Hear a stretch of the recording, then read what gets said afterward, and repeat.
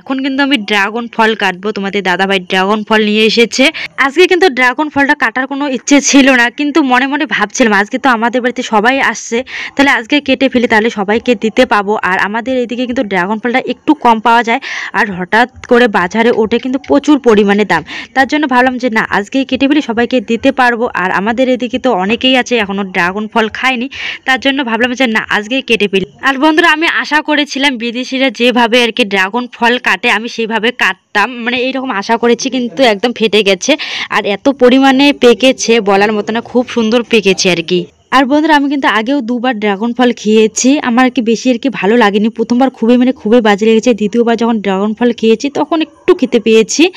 আর আজকে দেখবো কার কি রিয়াকশন হয় ড্রাগন ফল খাওয়ার পর, কারণ এখানে যারা আছে এখনও কোনো দিন খায়নি, তো দেখি কার কি রিয়াকশন হয়। আর দেখো কত সুন্দর গোলাপি হয়ে গেছে, খুব সুন্দর, মানে খুব সুন্দর করে পেকে গেছে।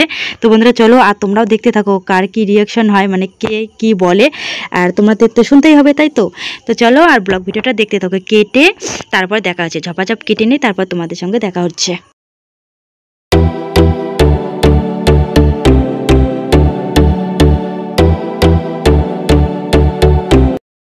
এই যে দেখো বন্ধুরা, আমার ড্রাগন ফল কাটা কমপ্লিট হয়ে গেছে, আর একটু রেখে দিয়েছি আমি আর কি মাখা করব। ড্রাগন ফল আর কি মাখা করে খেয়ে দেখবো যে কেমন লাগে। প্রথমে দিদাকে দিচ্ছি, দেখি দিদা কি বলে, পরে আর কি দিদা নাকি বলবে।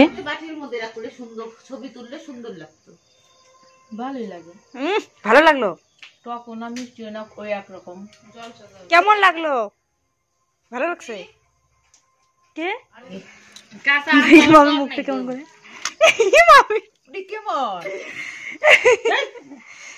টাকা দিয়ে 400 টাকা দিয়ে এইটা খায়, আমার মতো মানুষ কিনা খেতো না। দাঁড়, ঝাল লাগে না?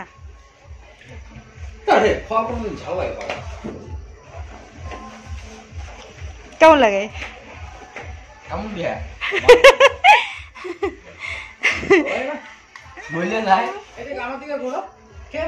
ভাল লাগে না? এমনি জল জল লাগে। হ্যাঁ, কুমড়ার মতো লাগে।